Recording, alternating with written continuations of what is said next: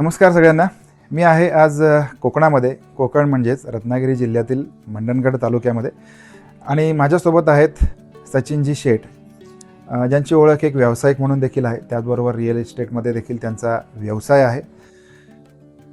अनेक दिवसापासून एक मनामध्ये प्रश्न होता की हे जे कोकण आहे हे नितांत सुंदर आहे. कोकणाची तुलना म्हणजेच नंदनवनासोबत केली जाते. त्याचबरोबर कोकणला कॅलिफोर्निया करायचं आहे असं देखील अनेक जण म्हणतात. तर एक माझ्या मनातला प्रश्न आला, तो मी सचिनजींना विचारणार आहे की सर, एक आपण असं म्हणतो ना की कोकणामध्ये अनेक प्रोजेक्ट आपण बघतो, अनेक ठिकाणी प्लॉटिंग बघतो, आणि या सगळ्या प्लॉटिंगमुळे कोकण अधोगतीला जातं आहे. कोकणाचा जो निसर्गरम्य वातावरण आहे किंवा कोकणाचं जे इंटॅक्टनेस आहे, वृक्षवल्ली आहेत, कोकणचा युनिकनेस आहे, किंवा काय म्हणू शकतो त्याला की एक वातावरण जे कोकणाकडे इतर लोक ज्या दृष्टिकोनातून बघतात ते कदाचित कमी होतंय का? या संदर्भामध्ये मला तुमच्याकडून थोडंसं गायडन्स हवं आहे, किंवा हा जो प्रश्न कुठेतरी अनुत्तरित आहे, या प्रश्नाबद्दल तुम्हाला काय वाटतं? करेक्ट. प्रत्येकाचा बघण्याचा एक दृष्टिकोन आहे. मला तर असं वाटतं की ज्यावेळी एकही मनुष्य या विश्वामध्ये नव्हता असा जो काळ असेल तो अतिशय सुमधुर काळ होता. किंवा नंतर अतिशय कमी लोकसंख्या होती, अतिशय कमी, म्हणजे रामराज्याच्या सुद्धा आधीची गोष्ट. छोटी छोटी गावं, अत्यंत कमी वस्ती, शेतीसुद्धा लोक करत नव्हते त्यावेळी, किंवा राहायची सुद्धा माहिती नव्हती लोकांना. मग शेतीचा शोध लागला.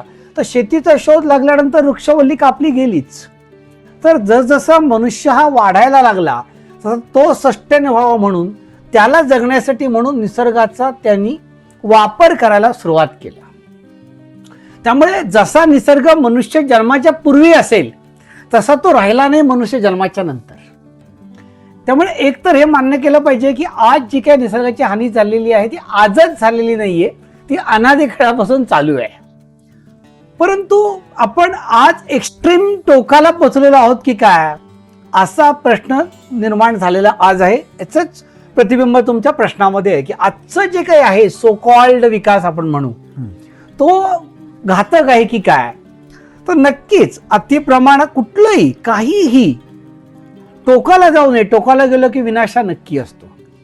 त्यामुळे आता प्लॉटिंग, तर मला एक मात्र आधी सुरुवातीलाच बोलावं असं वाटतं की मुंबई पुण्यामध्ये एसी घरामध्ये, एसी ऑफिसमध्ये राहून जे याविषयी लिहितात तिने आधी प्रश्न असा विचारावा, मी जिथे राहते आहे तिथे पूर्वी काय होतं? तर no doubt each and every जो वरच्या लेवलचा मनुष्य ऑफिसमध्ये मुंबई पुण्यात बसलाय तिथं पूर्वी वनच होतं किंवा समुद्र होतं. पण तुम्ही सुद्धा अतिक्रमण केलेल्या ठिकाणीच बसलेला आहात. हे पहिलं आपण लक्षात घेतलं पाहिजे. शिक्षा पहिली स्वतःला. आमचे दिलीपराव कुलकर्णी आहेत की जे मोठे शास्त्रज्ञ आहेत आणि खरं निसर्ग जगतात, पर्यावरण जगतात. ते इथून 25 किलोमीटरवर कुडावळ्यात मातीच्या घरात येऊन राहिलेत. मी ते लिहितात, स्वतः मातीच्या घरात राहतात.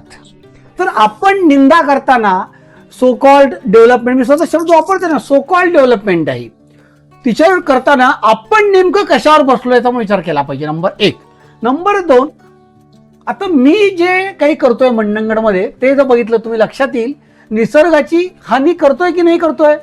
दुर्दैवाने 100% करतोय. प्रमाण किती आहे त्याचं? तर प्रमाण कमी आहे. फारसा समतोल ढासळून न देता जे करता येईल ते करण्याचा आम्ही प्रयत्न करतोय.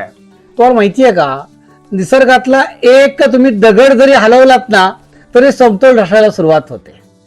त्यामुळे असं म्हणताच येणार नाही की ही जी काही आता विकसन चाललेलं आहे, प्लॉटिंग चाललेलं आहे, त्यामुळे काहीच नुकसान होत नाही. एक दगड जरी मी हलवला तरी ब्रह्मांडाची स्थिती बदलते असं शास्त्र म्हणतं. तर नो डाऊट मान्यच केलं पाहिजे की आम्ही निसर्गाचं नुकसान करतोय. परंतु वाढती लोकसंख्या आहे, याच्यामध्ये माणूस सुद्धा महत्वाचा आहे ना. निसर्ग जितका महत्वाचा आहे, वृक्षवल्ली जितकी महत्वाची आहे, प्राणी जितका महत्वाचा आहे, तितकाच महत्वाचा मनुष्य सुद्धा आहे, कमी नाहीये. त्याला राहायला हवंय की नको?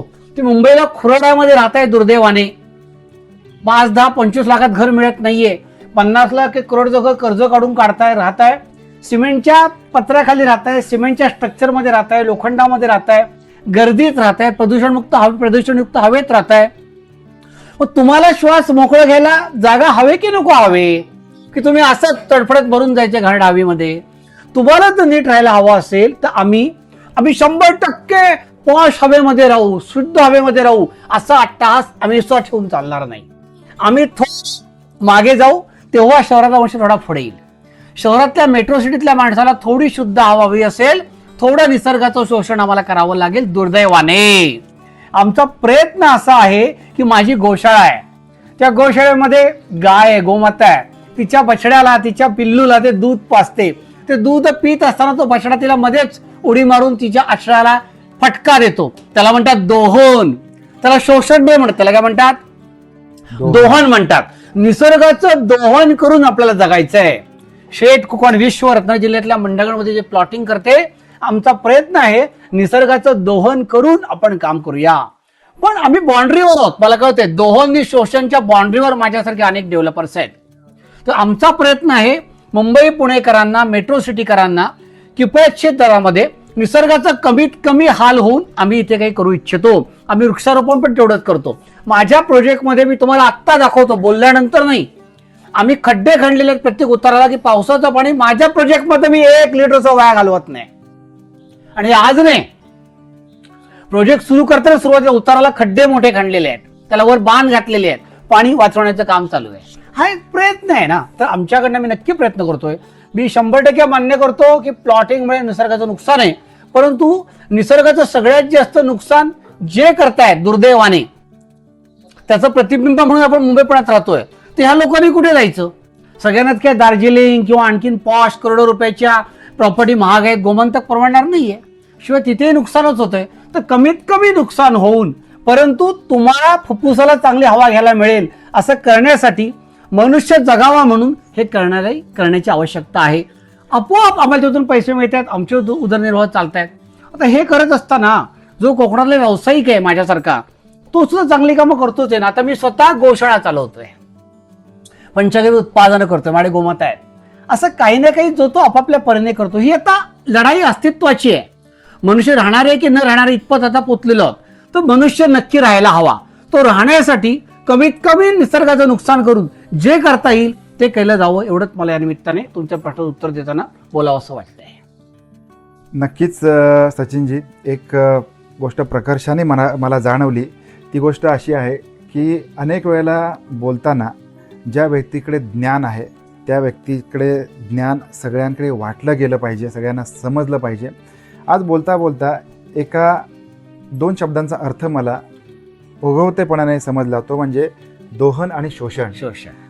किंबहुना दोहन हा शब्द मी माझ्या आयुष्यात आज पहिल्यांदा ऐकलेला आहे. की एक वासरू जेव्हा तिच्या आईचं म्हणजे गाईचं दूध पित असतं त्यावेळेला ते हलकेच एक धक्का देतं. बघितलंय ना तुम्ही? अनेक वेळा बघितलं, प्रत्येकाने बघितलं असेल. माझे व्हिडिओ आहेत शेठ कोकण शेठ गोशाळेच्या पेजवर. बरोबर. शेठ गोशाळा, आता उगवत्या विषय आला म्हणून सांगतो, शेठ गोशाळा हे फेसबुक पेज आहे किंवा इंस्टा पेज पण आहे. याच्यावरती सुद्धा सुरेख व्हिडिओ यांच्या प्रोजेक्टच्या रिलेटेड किंवा गोशाळेच्या रिलेटेड अनेक सुरेख असे व्हिडिओ सरांचे येत असतात. ते तिकडे जाऊन सुद्धा फॉलो करा. तुम्हाला रिअल अनुभव मिळेल. ऑनलाईन आणि ऑफलाईन जर घ्यायचा असेल तर तालुका मंडणगड या ठिकाणी तुम्ही येऊ शकता. तर आपण बोलत होतो दोहनविषयी. किती सुरेख उदाहरण आहे आणि या उदाहरणातून सगळं काही समजतंय.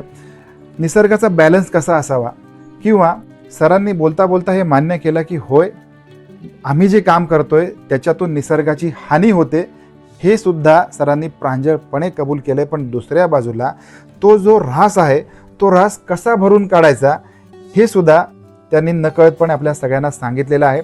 जी कोणी मंडळी अशा स्वरूपाचं काम करतात किंवा ज्यांना अशा स्वरूपाचा व्यवसाय करायचा आहे किंवा ह्या जगामध्ये कोणताही व्यवसाय तुम्हाला करायचा असेल तर दोहन होतंय की शोषण होतंय, याचा बॅलन्स कुठे आहे या सगळ्याचा तुम्ही विचार करा. आणि जर का विचार केला तर कदाचित तुमच्या व्यवसायामध्ये सुरुवातीच्या काळामध्ये तुम्हाला अपयश येईल, पण ज्या वेळेला तुम्ही या सगळ्या गोष्टींचा विचार करून पुढे जाल त्यावेळेला मात्र तुम्हाला आत्मिक समाधान नक्कीच सापडेल. इतकंच बोलतो आणि आपली रजा घेतो. सचिनजींना वंदन करतो. धन्यवाद. भेटूया नवीन व्हिडिओमध्ये. नमस्कार. जय गोमाता. जय गोमाता.